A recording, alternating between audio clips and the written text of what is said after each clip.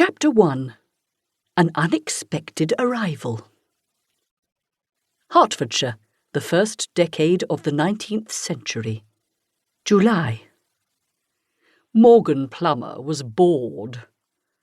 Chadwell Manor was silent, the family all out, the servants tucked away in the kitchen wing, and the children. He had no idea where the children were. Not his responsibility, thank heavens. He had spent the morning knocking balls around the billiard table to improve his carom shot, which had always been his weakness. It was dull work, but then the manor was a dull place these days. His brother, Owen, was a splendid fellow naturally, but dry as a bone, and without a spark of liveliness in him. Everything had been fine until father had died, and Owen had decided that economy was to be the order of the day. Now, even the park was sold, and they were all squeezed into the manor like cattle, and the billiard table had to be taken down every time Sarah chose to hold a dinner party.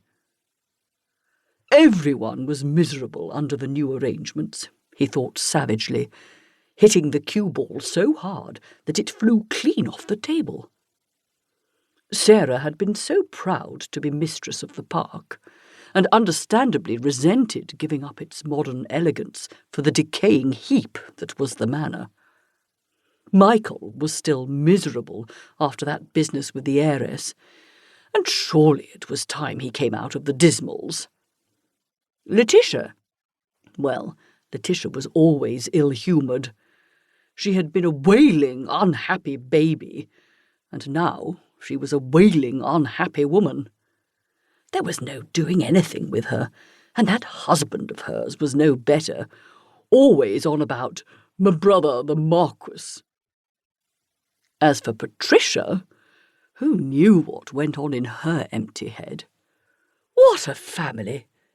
James was the only one of the lot of them that Morgan could honestly say that he liked.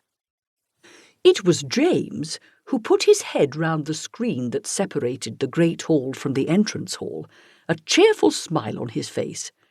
He was always smiling these days. "Good morning, Uncle Morgan.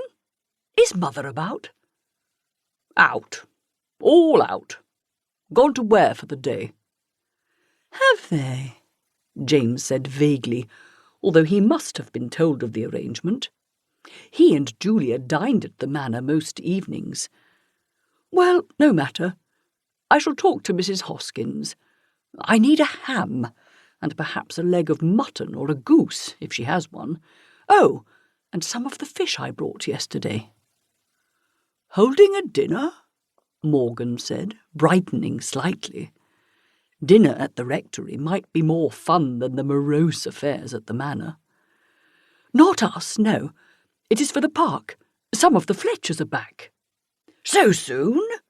Morgan said, feeling a spark of interest. "Bored with Bath already, are they?" James laughed. "Not bored. Outraged would be nearer the mark. Miss Whittleton's reprobate of a father turned up, and since she cannot bear to be within 100 miles of him, Will Fletcher has brought her here, together with her aunt, Mrs. Greenwood. Naturally, there is very little food in the house, and half the servants off to visit their kin. Tell Mother, will you? I expect she will invite them to dine soon." "If I remember," Morgan said, struggling to recall who Miss Whittleton was. Was that the woman Will Fletcher was set to marry? And who was the reprobate father? James laughed. Well, I shall tell Jefford.